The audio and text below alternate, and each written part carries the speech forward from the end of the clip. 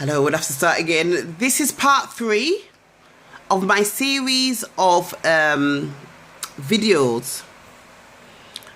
My name is Michelle Francis. Hello, everybody. The videos, unfortunately, something's going wrong with the phone. It keeps cutting out after 30 minutes.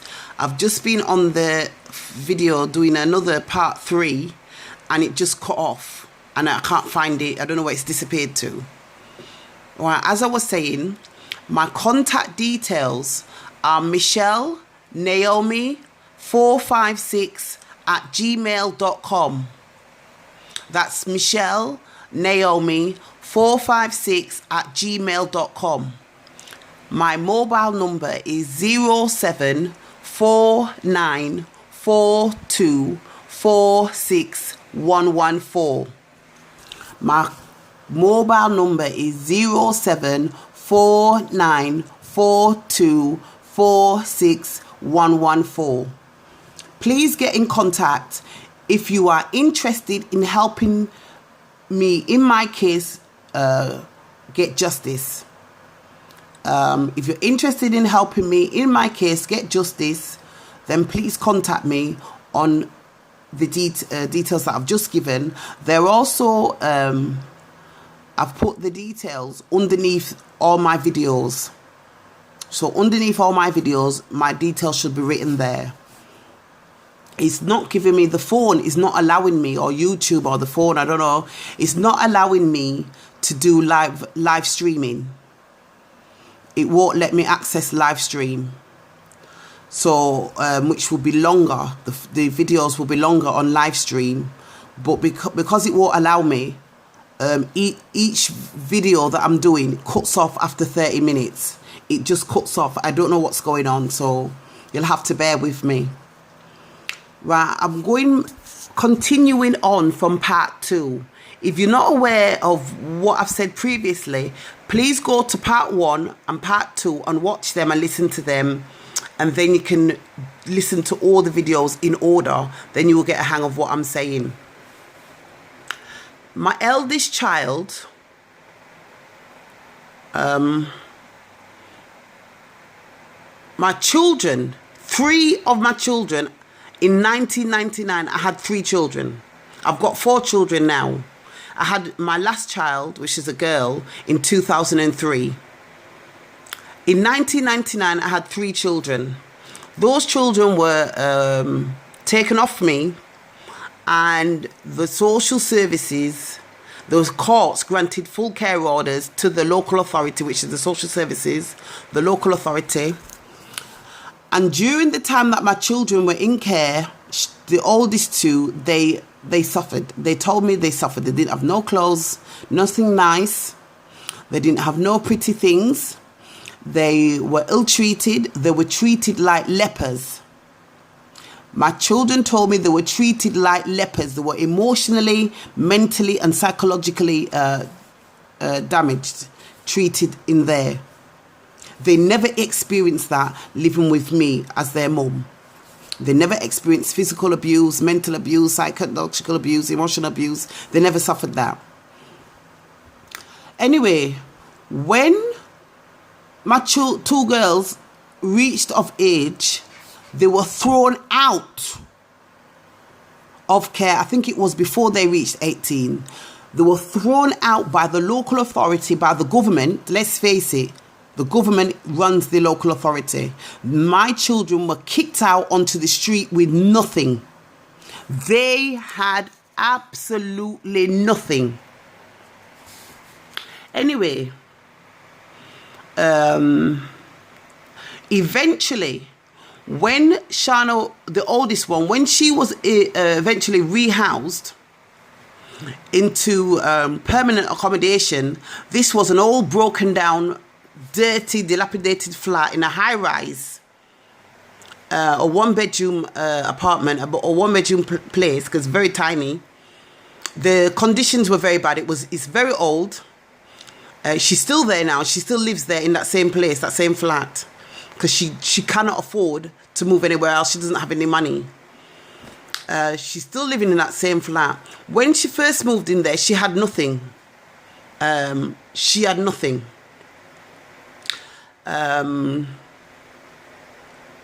I had to go with her to a second-hand furniture shop. Run, I think I don't know. It's run by a charity. It's run by a charity, I believe.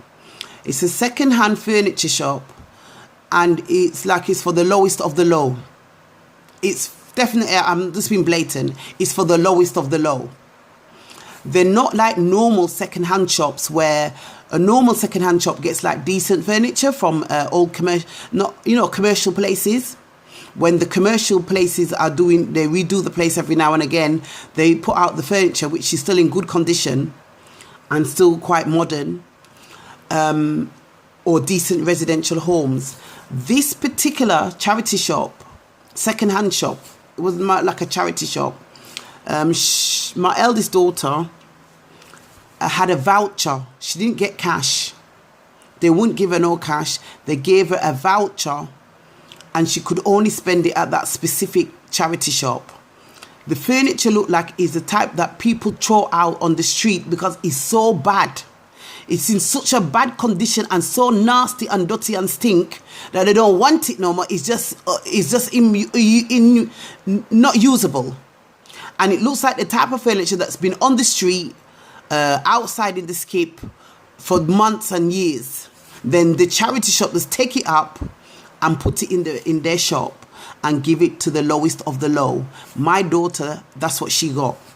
Even the so-called good, not so bad ones, furniture, she couldn't afford it out of that voucher. The voucher was for a very limited money, and she had to do a whole one-bedroom flat, which was cooker, fridge, sofa, table and chairs, bed, wardrobe, or carpet, all those kind of things. She couldn't afford it out of that voucher, even though it was a lowest of the low charity shop. So she had to make do with what she got. She never complained, she never grumbled. My children were and are entitled to a lot more than what they got. A lot better than what they got. My eldest child, I forgot to tell you because I said it on the other video, but that one cut off. The authorities, during care proceedings, they said during the care proceedings, they got my eldest daughter to be assessed by a child psychologist. I think she was called Dr. Stamps. It was by a Dr. Stamps, a specialist psychologist that specializes in children. She interviewed my daughter over a period of time, and she said the child was abused and maltreated. Okay, put it there for now. Because I know I've never abused my children or maltreat my children. But this doctor, suddenly called Dr. Stamp, suddenly said my children were abused and maltreated. Now, what I'm saying, if the children are categorized by the government as maltreated, ill-treated and abused, those children are entitled to compensation when they reach of age, and they're entitled to get support and help to be rehabilitated back into the community. They're abused children, remember. These children are abused and ill-treated. Where is the compensation? Where was the support? Where was the support for my children?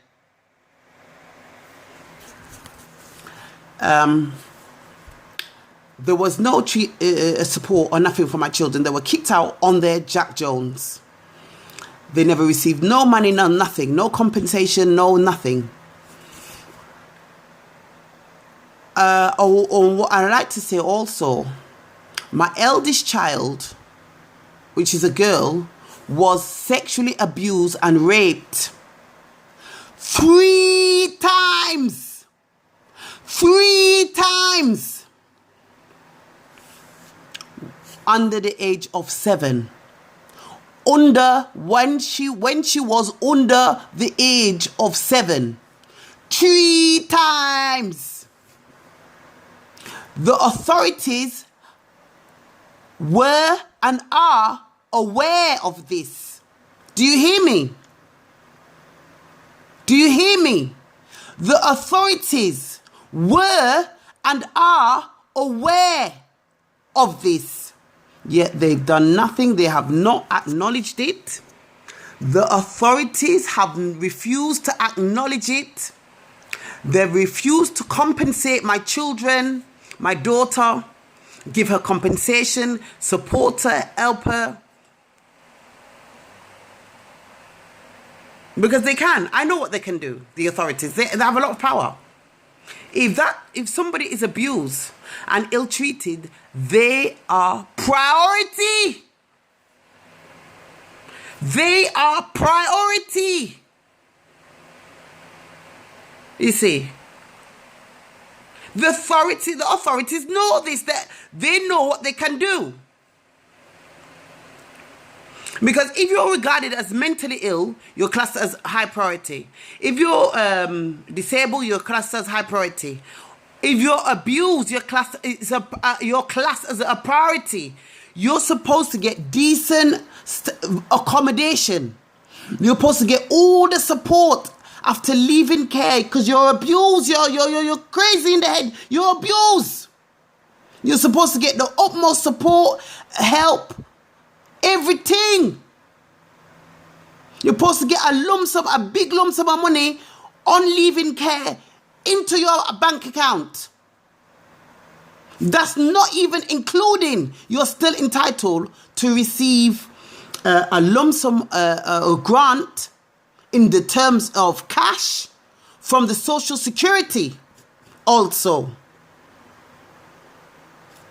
You see, ask anybody. There's a lot of people that know that out there. Ask them if you are an abused child.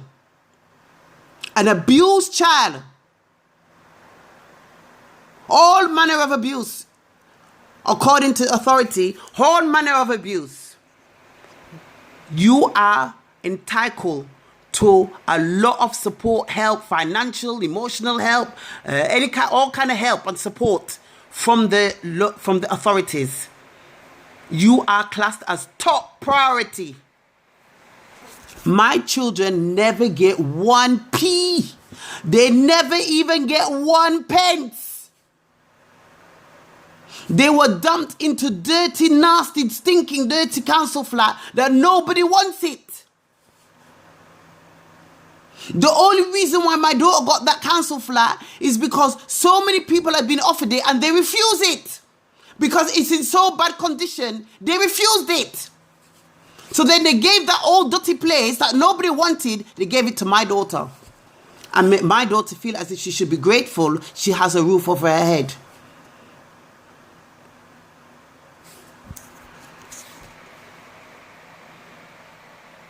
You see, I went to Hackney police station. My daughter was about, I think she was about 3 or 4. 3 or 4. She was raped. I went to the Hackney police station, which is closed down now. Hackney police station has closed down. Hackney police station was next to the Hackney Social Services, one of the Hackney Social Services office. I went to the police station to report, with my daughter, to report that she'd been raped. The police interviewed my daughter on video. The police interviewed my daughter on video. And it was also, her voice was recorded on tape. They have all of this under the system. You see, the authorities were aware. Excuse me. The authorities were aware that she'd been raped 3 or 4 years old by a big grown man. A big bitch of a grown man.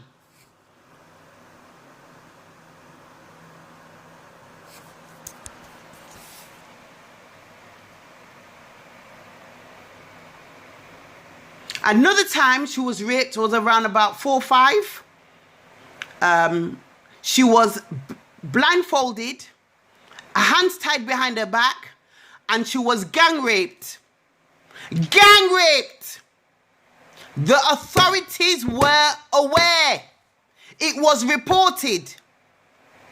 Yet the authorities don't acknowledge it.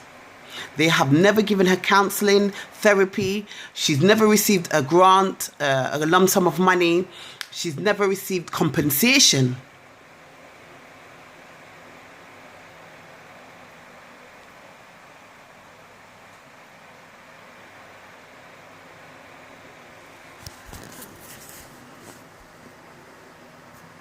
And all the people that raped her and gang raped her and sexually abused her have never been prosecuted.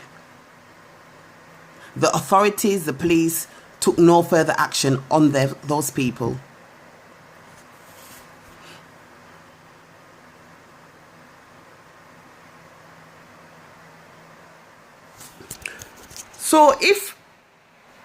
So when we're talking about direct and institutional racism, and people saying, oh, well, you know, is it racism though? What else is it? What the fuck is it then? You tell me. If these are abused children and you're taking them out of my care, why are you not looking after them? Did you take them for spite? Or did you take them because you're concerned about their welfare? If you're concerned about their welfare, why have they suffered, and why have you not treated them properly? Why would you kick out your children before they're even 18 with not even 1 grain of rice to their name, and leave them to suffer, and not even give them? Remember, the authorities have the power. They're granted a lot of power by the government. And my children never received a penny in compensation for no abuse. Remember, it was documented that my son was suffering abuse in a care home as a baby in France. Yet he's never received any compensation.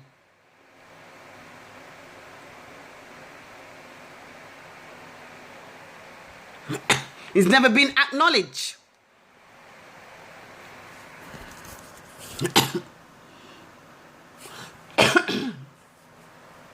You see, my youngest daughter, I had another child in 2003, August 2003. I gave birth to my daughter, my last child, at Whittington Hospital in Archway, North London, Archway, the Whittington Hospital. My daughter was crippled. My daughter is disabled, severely disabled, as a result of the actions by the authorities, the police and the authorities.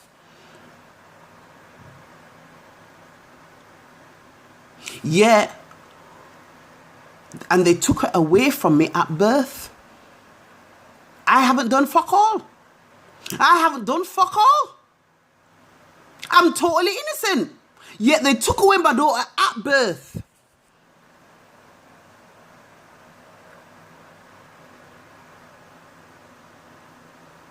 I've never seen her. She's 18, apparently. She's 18, if I got my recordings right. She was born in August 2003. She's 18 this August. Next month, because we're in July now. She's actually 18 years old next month. I've never seen her.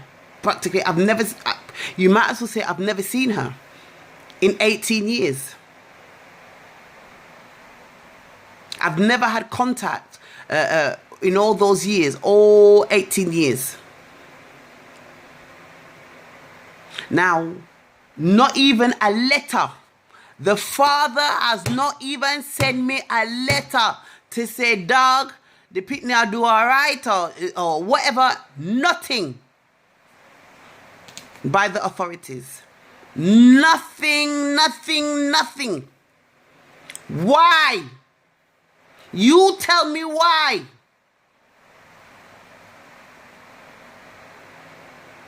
Why have I not been able to see my children? Drug addicts, alcoholics, pedophiles, you name it, they see their children. Why am I not able to, when I say these authorities refuse point blank for me to see my children? The last child I had, which is my 4th child, was born in August 2003. They took her away at birth, straight from and my legs was left wide open. No contact for 8. She's nearly 18. There's no contact still.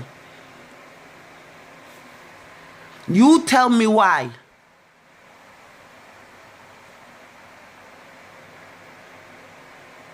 I never kill nobody. Me didn't kill nobody. People commit murder and them still get for them picnic. There's drug addict, heroin addict, them still get for them picnic. There's alcoholic, them still get for them picnic. I want to know why I have not seen my picnic. I am not a pedophile. I have never murdered anybody. I have never raped anybody. Why can I not see my children? I've never committed a serious crime.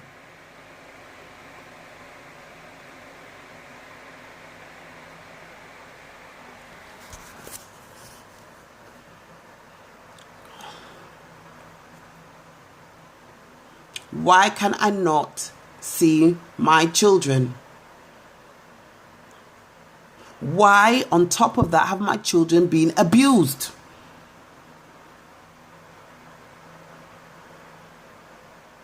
Why have the local authority, the government, why haven't they compensated my children for abuse that they have suffered? Why? So, these are a lot of issues. And I'm determined to get justice and get the truth out and expose this system for the ingrained, embedded, deep-rooted racism within the system and within the profession and the society. I want to expose it because everybody's aware of the recent Black Lives Matter. And nobody wants to acknowledge in this country, especially just as bad as America, they don't want to accept that there's racism. They don't want to accept it. As far as they're concerned, black people are racist. Oh, yeah, they say black people are racist. But they won't say white people are racist. They say Muslim people, Asian people are racist. But they won't say white people are racist. What kind of bullshit is this? What kind of fucking bullshit is this? Am I a fucking asshole? I don't listen to that bullshit. Racism is power anyway. Racism is power. So, there's been a lot of issues, like I said. There's been a lot of involvement. It's only because when I started to recognize they were going behind my back and actually saying that I'm a pedophile, a rapist, a lesbian, a bully, a informer, or this. When I realized there was this big dirty stinking lying dirty smear campaign, hate campaign, that's when I started to fight back. I started to fight back in with whatever way I could. It was really difficult. It was really hard because I was trying to get the matter in court. And what they did in 2009, they grabbed me off the street and imprisoned me. Then for no reason, there was no sentence. There was no conviction. But I was just languishing in Holloway prison on remand with no court date. So I was just languishing there with an unlimited amount of time. No conviction, no court case. No, nothing. Just remanded in custody, just like that. Eventually, they transferred me to a psychiatric hospital, a medium secure psychiatric hospital in Hackney called the John Howard Centre. And in 2009,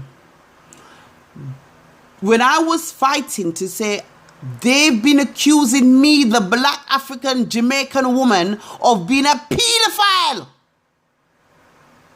which I strenuously have denied. I am not a paedophile. I'm not a lesbian. I'm not a rapist. I'm not a bully. I'm not an informer. But, you know, the main one was the paedophile business. That one was the real, you know. So I was fighting back. And in 2009, they detained me in custody. It was illegal what they did. It was illegal. But anyway, they detained me in custody. And then in that year, I don't know what, I think it was around that time. Because remember, I was going around trying to spread the word that I've been accused of being a paedophile and all this and that and the other. So there was a lot of people digging up, they're trying to dig up. So all of a sudden, I hear say today that somebody sent me a post on Facebook to say Jimmy Savile was first arrested in 2009. Now, people will not believe me. Maybe you will. Maybe, in fact, you will believe me. But I believe all these, I've got it documented here in my notebook. If you listen very carefully to what I'm saying, because I might just look like a little nobody, but I believe my case is one of the biggest cases that in the whole of the history. Listen very carefully.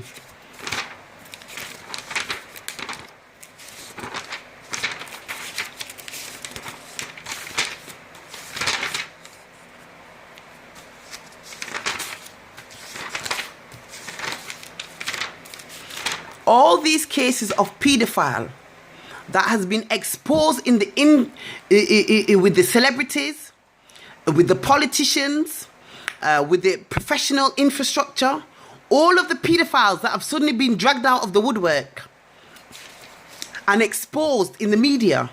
This is only as a result. I'm telling you now. And this week, anybody can call me mad if you want to call me mad. I don't care. I'm not mad. I'm not mental. They have only been exposed because I was going around trying to expose the racism in the system. I was the one saying they're accusing me of being a paedophile. They are the pedophiles and the rapists. Do you understand what I'm saying? So they didn't want me... they didn't want me to get the glory. They didn't want me to expose that, in fact, this whole thing only came out because a black woman, a Jamaican woman at that, had been accused behind the back of being a paedophile, and she fought back and she was saying, no way, that's not true. Then they had to, some people must have been digging up and saying, well, she's got a point there. And then they were digging up and people find out one by one, all these fucking pedophiles and in the whole of the system, the professionals, the politicians, the celebrities, the whole fucking lot of them are all involved in pedophilia. If I had not fought back, none of that would have come out in the press. I'm telling you now on this video, none of it would have come out if I didn't fight back and say, fuck you, I'm not a fucking pedophile, you are. They locked me up in a mental institution, diagnosed me with fucking mental illness because they don't want me to get the glory. They don't want it to be a black woman that gets the credit for exposing the dirty, lying, scandalous, pedophile, racist crap that goes on in the system. Hypocrisy. They did not want it to be a black woman, a black-skinned woman, to be the one to get the credit for exposing them and exposing the racism. Because all these years, they glorify pedophile. They've been glorifying pedophile. They know about it for a long time. Say them a pedophile. Them know say for a long time them a pedophile. Them know it. You hear what I'm saying? They know it. They've been glorifying pedophile. They promote pedophile, may I tell you. I've not been persecuted because I'm a pedophile, because I'm not a pedophile. I've been persecuted because I'm a black African woman. And me stand up to them and tell them about themselves. That's why I've been persecuted. But they don't want that to come up because it doesn't fit in with the nice image that they portray. They don't want to, because I'm not going to shut my mouth. I'm going to talk. You see, it doesn't fit in with the image that they want to project. They don't want somebody exposing the whole infrastructure as racist. They don't want that.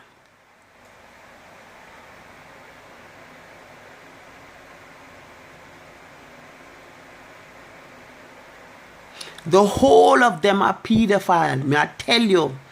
They promote pedophile in this year. They glorify pedophile in this year.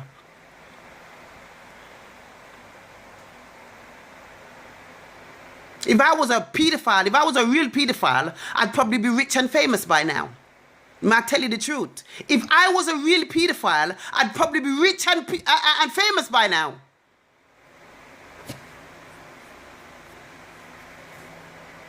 Because at that them they promote. Look at Prince Andrew. Look at Prince Andrew. At that them they promote from a long time. The whole of them know. Does anybody know anything about Joseph Fritzl?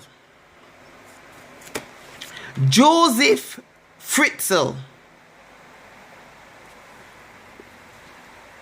That also came out, I think it was around, I can't remember every single day offhand. I've got to check on the internet. Everybody can check on the internet. Joseph Fritzl, the pedophile who raped his daughter for about 20 something years. He had his daughter locked up in a dungeon in Austria at the border of Germany. The border of Germany. Him have his own picnic.